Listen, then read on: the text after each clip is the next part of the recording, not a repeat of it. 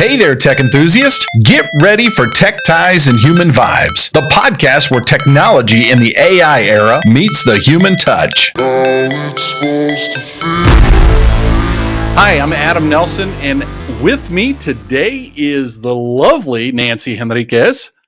Hello. And the not so lovely, no, he's lovely too, David Brown. I love this guy. He's one of my favorite people of all times. David, you're with AT Meetup. Tell us a little bit about it and a little bit about you. Well, thank you so much for having me on this program with both of you. Go back many years, appreciate the relationship, appreciate the partnerships, and that's really what we do in our sector.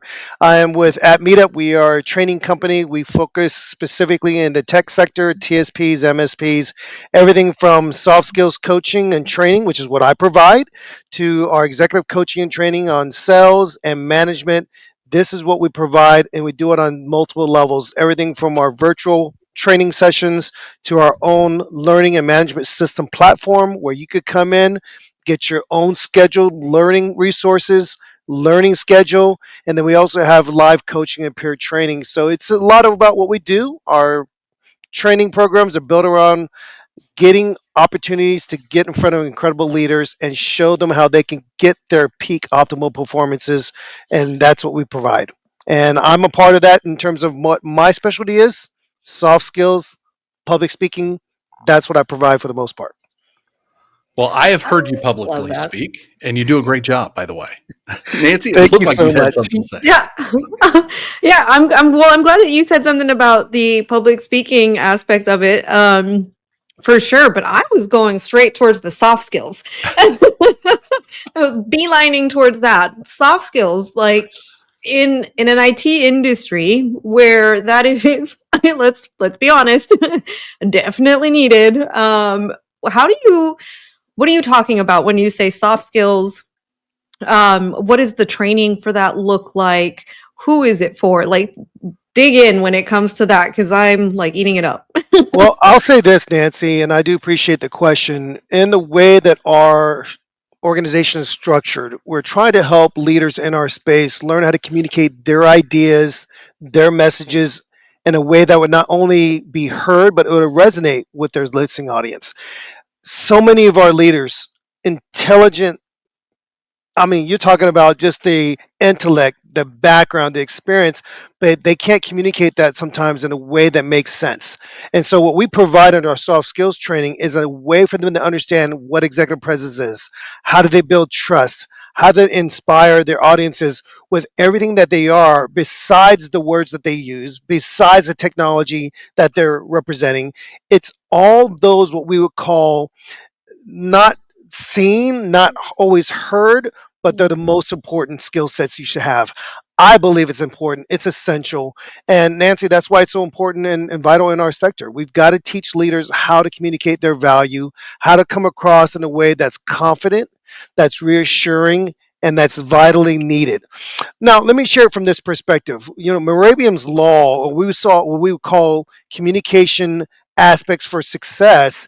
It involved three key areas. One is the words that you use. Okay, this is what you know. This is how you communicate. It's the tonality in which you speak, how your sound, the pace of your speech, and the actual use of body language.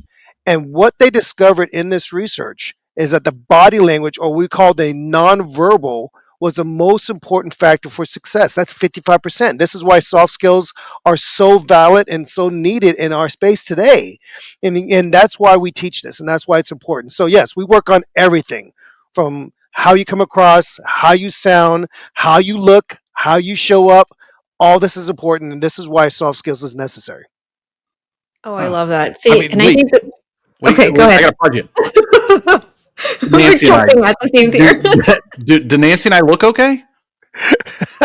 Nancy always looks great. Now, Adam, for the most part, yeah, you do all right. You cleaned yourself up okay. I even shaved. I mean, come on. The camera will pick that up. No, you look great, Adam. To me, a lot of people get weirded out by that. They say, "Oh, do I have to wear a suit all the time?" No, it's you've got to authentically show up as who you are, but you've got to be consistent in that. We do know that if you are standing or sitting upright, you tend to be heard and received differently than someone who's slouching over, or someone who's hiding their hands behind their back, or someone who doesn't look at the person when they're speaking. All these things are factors. So yeah, you look all right, man. You look all right. That's awesome. That's awesome. So it's more than just your outer appearance. Well, I mean, it is your outer appearance, but it's also the way you convey yourself, your hand movements, everything. You go into all of that. Is that correct? We totally do. We do workshops on how you should position your hands, or what we call the speaker zone, right? Like the pitcher zone when you're pitching and you're or at least watching the game of baseball, and you want to get into that zone. And if you can keep your hands in that zone, it's safe. When your hands are hidden, it actually comes across as if you are not only hiding, but you might be intending someone harm. And so we teach them how to position their hands, how to position their face, how to look at people going forward. All these things are super vital, and these are the things that we focus on.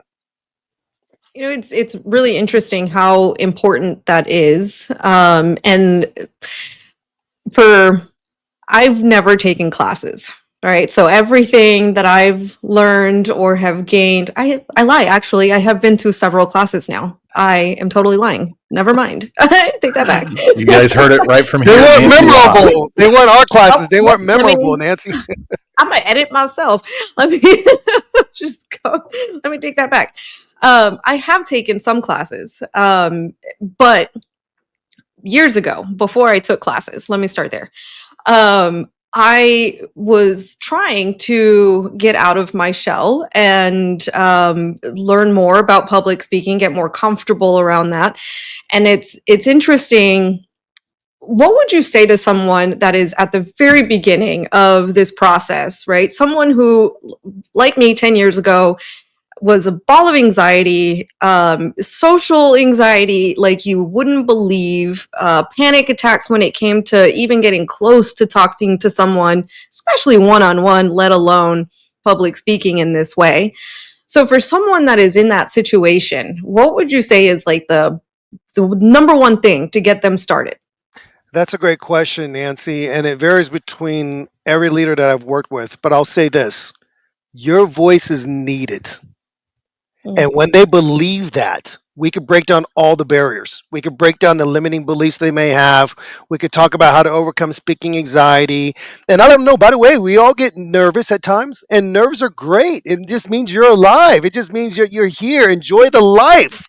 But at the same time, we've got to dispel what's holding them back, and everybody's uniquely different, and so we might have some general tips, general exercises, but at the end of the day, if we could work through several of those aspects for that person, we're going to help them to conquer their stage. But the first thing they've got to do is believe that their voice is meant to be heard, that they have something to say, and that people need to receive that.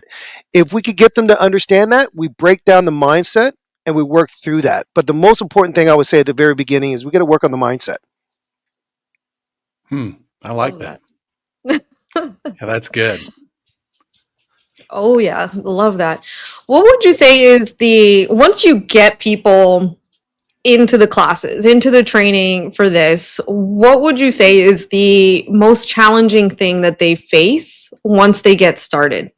Yeah, like I said earlier, of course, the biggest issue is the mindset and the mental hurdle. By the way, we do have our book. So a lot of them will say, hey, I'll start with your book, or I'll start with your journals, I'll start with the online courses. But once they get in front of me or one of our trainers, we actually will work through different, what I call modules.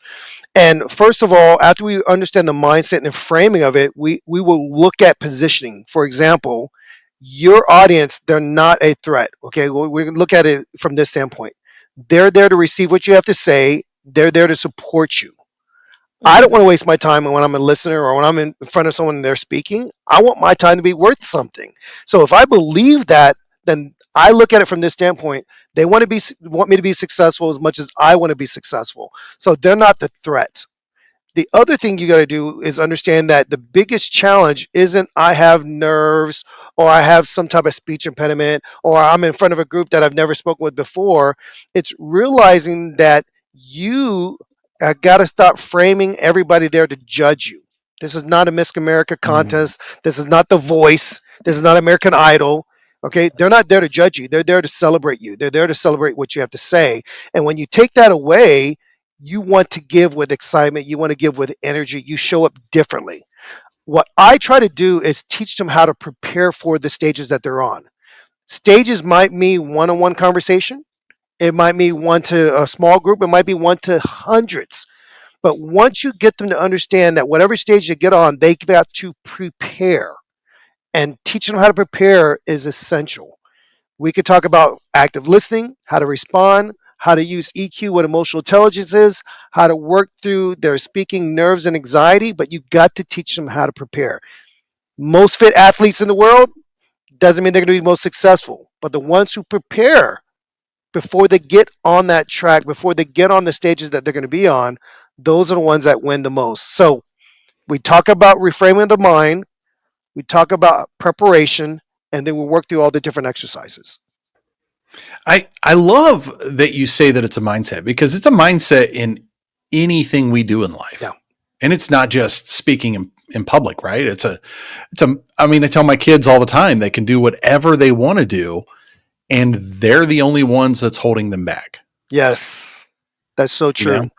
That's so true. You have to look at what's the barrier there. Like for example, I was speaking with somebody earlier about how there was a time in our society where we didn't think that the human body could physically go beyond below the 4 minute mile. And then of course some guy named Benjamin Banneker in 1954, he's 25 years old, ran 3 minutes and 59 seconds, and the world never looked back. So you got to start looking at it differently. And so if your mindset is conditioned, well, I'm going to fail, or your mindset's conditioned, the first time I get someone to look at me differently, I'm going to forget my words. You're going to be setting yourself up to think that way. But if you go in with the right preparation, with the right mindset, hey, I'm going to be successful. That 4 minute mile will never be a hurdle again for you. Never. And so your stage might be 1-on-1 or 1-to-20, but pretty soon you'll be able to speak to one to thousands because you've broken that barrier. That's why the mindset's so important. So I'm glad you're doing that with your children, Adam. It's important for them to have that belief in themselves. Well, let's be honest. I'm their father. It's not like they listen to me anyway. Our children rarely do, but That's all children. but once they mature, Adam, they'll go back and say, "Man, Dad really did have some good points there." Well, the cool part, Adam, is that any advice and stuff that you give on podcasts and stuff, you can show them later and say, "Hey, look, I give good advice. Maybe you should listen to it. Yeah. Other people listen to it." That's I true. gotta That's start so noting it down. true. You're so Send words social to proof.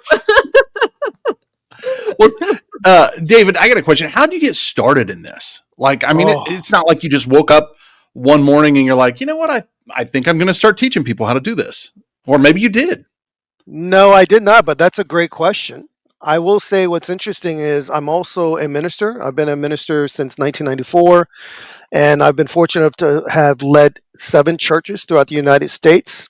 And part of the challenge that I had is when I was living in Los Angeles, one of the larger responsibilities I had in terms of ministry responsibility, my wife actually said to me one day, "What if you save the world and you lose your children?" And it really hit me. It was like a ton of bricks falling on me. And what the impact of that was, it made me realize that even though I was physically there, I wasn't always present. And one of the things that I try to teach leaders today is learning to be in the moment, be present in the moment. It's not about going through your talk track. I've got this written out. I've got to say these things. Sometimes you got to be in the moment. And then at that time, I took a break from being in the ministry. And I said, what am I going to do with my career? What am I going to do with my life? I'm starting over again. And I got into the world of sales and selling copiers, selling for Canon, for Xerox. And then I started looking at other avenues of selling, got into technology sales. And at the end of the day, I felt like I could do this on my own. I could start my own consulting firm. I could start my own business. And my twin brother said to me, "Dave, if you're everything to everybody, you're nothing to anyone." And I said, "That's not nice. That was brutal." And he said, no, Dave, you're good at a lot of things, but what are you going to be so focused on as a niche that everybody needs to have? I don't know. I'm the more handsome twin. And he said, no, it's because you're a great speaker. You've taught leaders around the world on how to refine their message and give it in a way, deliver it in a way that will resonate with their listeners. And that's when that was born, Adam, for me, was Hmm. focus on speaking, focus on helping people communicate their ideas, focus on helping leaders to overcome those barriers, those hurdles, and to become more influential in the rooms that they're in. And that's when that was born. So I got to give some credit to my twin. Got to give some credit to my wife and the people that were around me to say, "Hey, Dave, that's what you're great at." And so my message today for all the listeners of this program is, what are you great at, or what do you want to be known for? It doesn't mean you can't handle anything else. It doesn't mean you can't consult on other things. But the more you refine, the more you're going to be able to remind the great opportunities that are before you. Ooh, say That that is great. again. The more you Say can that refine, again. the more you're going to mine the opportunities that are before you. I Ooh, love it. That's love good. that. That is gold, people. Wow. The more you refine. I mean, that goes right into, the comment of the riches are in the niches, right? Ah, But true. usually we talk about niching as in an industry or a set of people that we're servicing, but rarely do we talk about that your expertise, your niche of your expertise, what makes you special. Yeah. So that's interesting, an interesting way to put that, because again, it goes back to what you just said. The more you refine what makes you special, the more special you are, the more sought after that you can be. I That's believe that, crazy. Nancy, and that's kind of a funny approach that I take to leaders I meet for the first time and say, hey, if you don't like me, I'll turn around and come back again. You'll think I'm my twin, right? And for so many of us, we don't realize that Danny has a specialty. I have a specialty, and we work well together in that sense. I mean, people come to our podcast like, "Oh, Dave, you're this," or "Danny's that," but that's what makes us work. You've got to know what you're great at and what's going to make you the most valuable to your organization and to the people that need you the most. That leads me to another question. So tell us a little bit about your podcast and why people should listen. Thank you so much. We're talking about this aspect of reaching our audiences. We actually have two programs, Adam. The first program that we started about 4.5, 5 years ago is called Twins Talk It Up. And the idea of Twins Talk It Up was to be able to talk about leadership skills and communication topics, communication skills that leaders need to have. And then a couple years later, we were asked, why don't you do this with our sector? And meaning our sector is where we play in the most, which is technology. So we started a program called Twins Talk Tech Leadership, and that's the one that mostly, you and I, and we've been around the field, around the park. That's what we do with for the most part. But we elevate voices of leaders in tech. That's the design of Twins Talk Tech Leadership. It's to elevate voices. What are you doing? What are you learning? Why is this important in our space? And that's what my twin and I do. So our podcast programs are designed around the cuteness of twins and the idea of twins, but to know that you can have someone who is genetically your carbon copy, but at the same time, we bring different perspectives to the angles and to the leaders that we highlight. Well, I mean, I don't. What's the name of your podcast again, and where can they find it? Twins Talk Tech Leadership and Twins Talk It Up, the two programs, and you can find it on any major platform that's out there: Spotify, Okay. iHeart, Apple, and now we're starting to dabble a little bit in YouTube. Finally. No, I'm just kidding. I say Yay. finally because we weren't taking advantage of that. That's true. Well, good. I'm glad. That means that more people get to see you and get to have access to all the great content that you guys provide. So that is amazing. I have a tough question for you.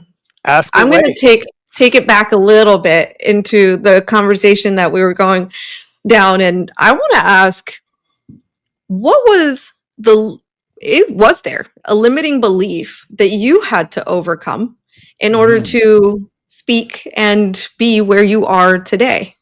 that's good. That's a good question. I like That's that. a great question. And let me say, from the perspective, I've never lacked in confidence, but coming into the technology realm, my limiting belief or the challenge I had was I don't know as much as my twin, or I don't have the same type of relationships. I don't have a tech background. I could barely turn on my laptop. And what I had to learn is that, David, you're not supposed to be the smartest guy in the room when it comes to technology.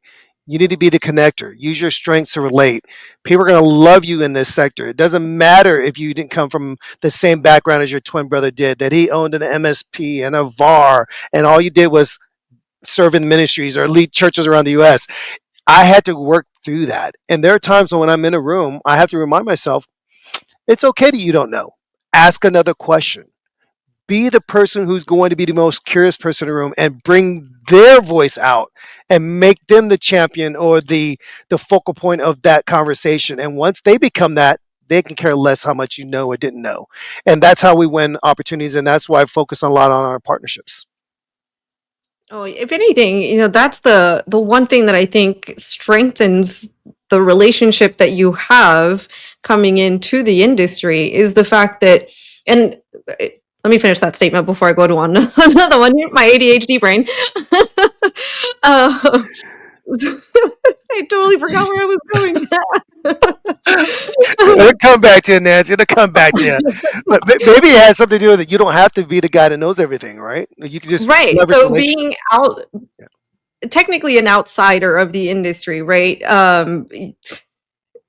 Coming into the industry from an outside perspective, I think is a key strength all on its own, because a lot of the times we tend to, especially in the industry, we tend to become a vacuum and hear our own advice over and over and over again, whereas an outside perspective can kind of clear the path in that sense and be able to say, hey, you know what, you guys have been going around in circles over the same thing over and over again. What about this? So that's something that I think is necessary and is needed so much more in our industry, especially as technology changes and all of that happens.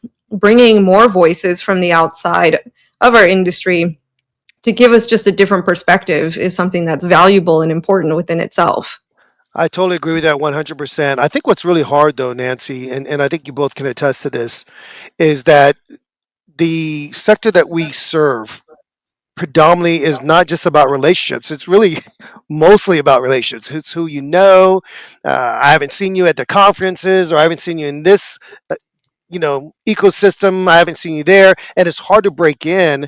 And so sometimes I do have to leverage my twin and say, this is who he is, this is where he is, this is what he's been about. But now through the power of social media, the podcast, people do know more about us, and they're willing to have those conversations and let us in. So it is true. I believe having an outside perspective helps more than anything else, because those who are in your inner circle, while they're necessary and important to the success of your organization, sometimes you could get to the point where you're in your silo and you can't see a different perspective. And that's why I believe in the power of coaching.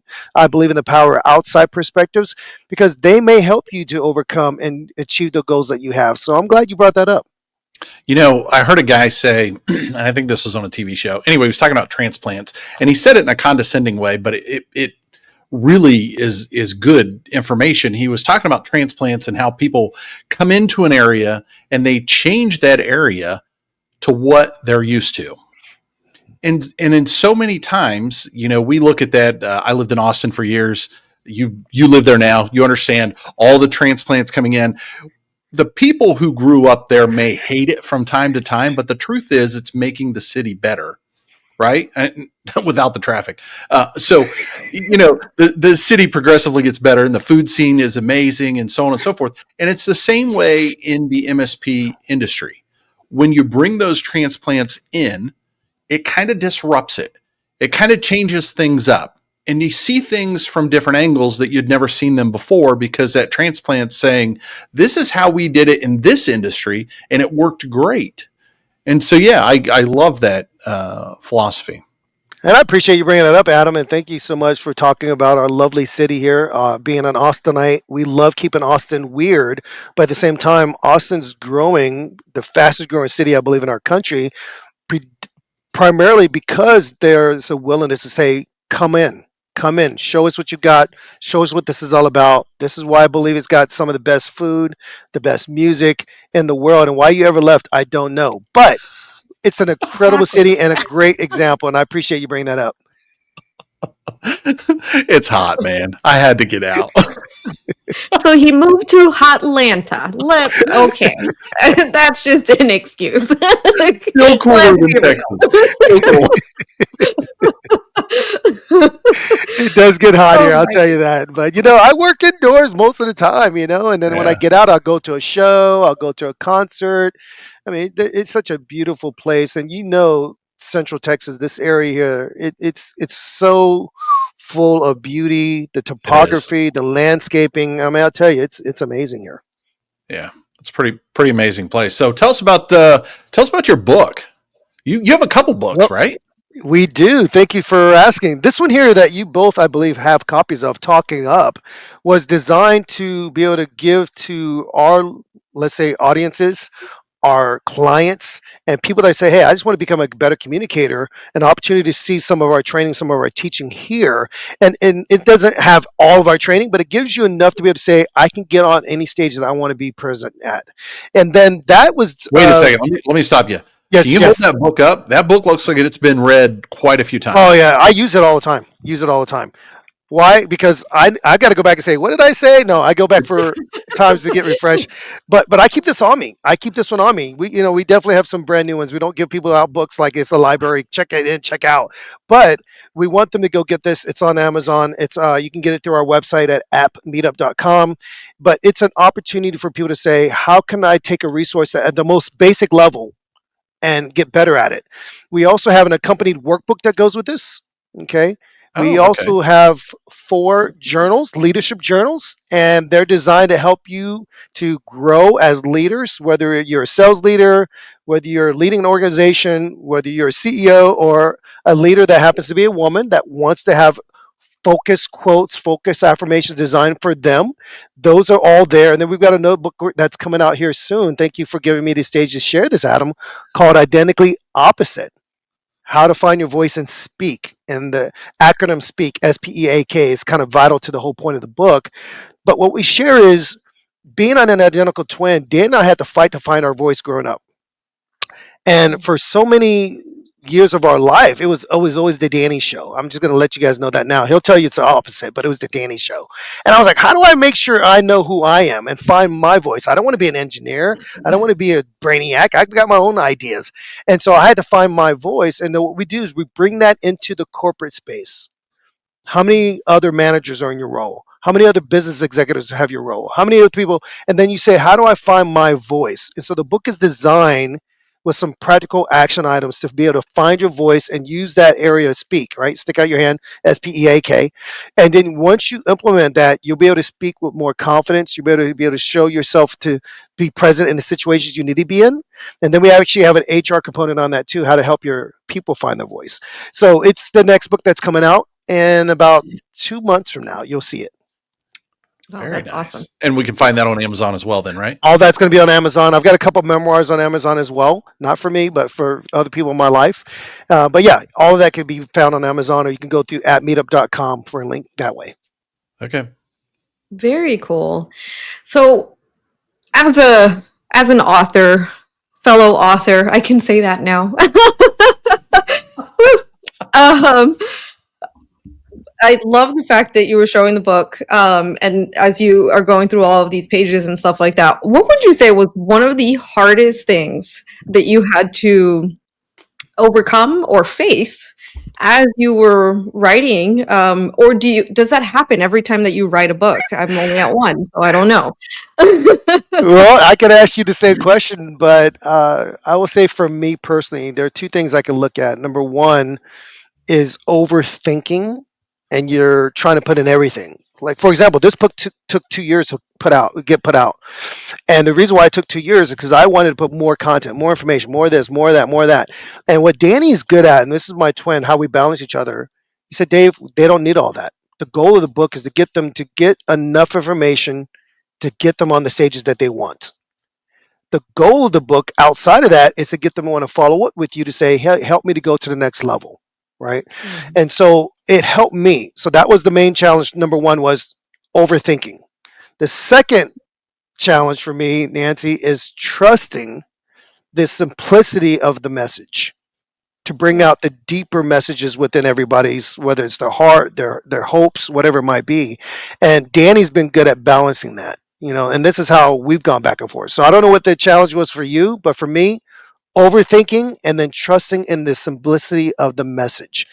The less is indeed more. Matter of fact, that's one of our courses that we teach, and one of the workshops is less is more. If you give everybody everything, they don't need you for anything. But you give them enough, they're going to want to know more about you. They're going to want to know more about their opportunities that they have. So give them what they need to fuel the growth. Don't give them everything where they won't grow. I like that. Love that. That makes perfect sense. And yes, that resonated with me so much, because at the beginning it was like, how do I get 20 years of knowledge into this 100-page book? Is it possible? No, it's not. It's not. And I'll tell you, it's a lot of fun. But now the challenge is going to be, and hopefully you'll see this, Nancy, is now you've got to do the audio books. Right? So you got to take what you wrote and put it in an audio format. Now, you're going to be challenged with, do I hire someone to do it, or do I do it in my own voice? Now, we're still going back and forth. Adam will do it for you. Adam, you've got that voice. Come on, you're going to have to read the book. You can do it.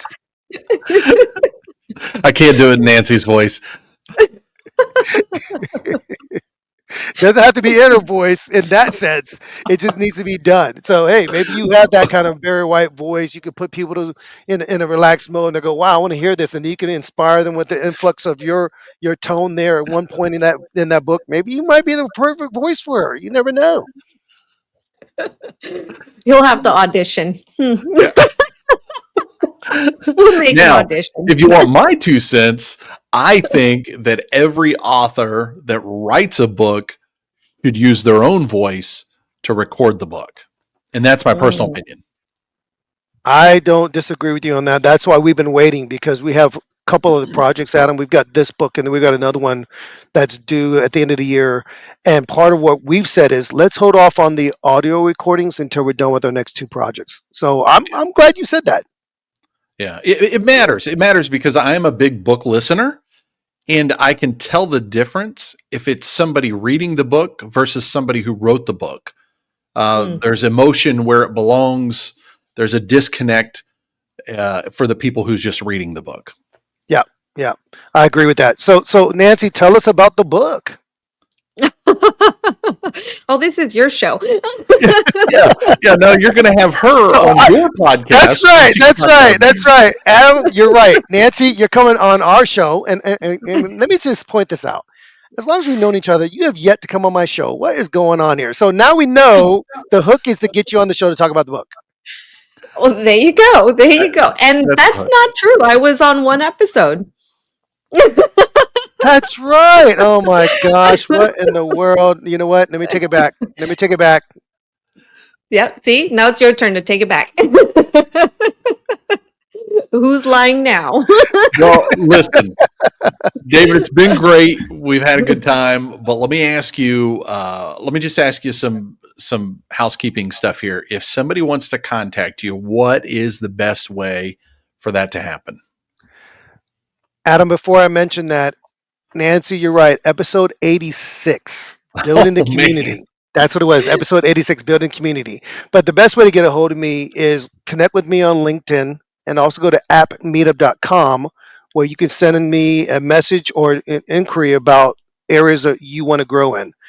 It could be before you go to your first stage. Right? That's app is APP. APP Meetup. Thank you so much for asking for that clarification. Yes, you can send me a message through at meetup.com, learn a little bit more about our platforms, or reach out to me on LinkedIn directly. Perfect. Love it. Well, Nancy, do you have any additional questions? I don't want to take the floor from you. Usually I do. I'm usually like, "Ha, Adam, you didn't stop right in time. I'm asking another one." But it was so great to have you, and I am so excited to be on your show again. Thank you so much for everything and what you guys do. It is seriously necessary in our industry. especially for all of those that are, see themselves more so as technicians, and are comfortable in the behind the scenes rather than forward facing. But for those that are trying to just do more than that and be able to lead their companies, they have to have those soft skills, those leadership skills. And so I thank you very much for bringing that to the industry, because it is so important and so necessary, and it makes such a tremendous difference, and what an impact to have. So thank you very much for what you guys do, what you bring, and thank you for being on the show. It was my honor. Thank you so much for inviting me, and let's continue to build together. Thanks for joining us today on Tech Ties and Human Vibes. If you'd like to keep the conversation going, exclusive tips from our speakers, and more, head over to the community at SibelCommunity.com.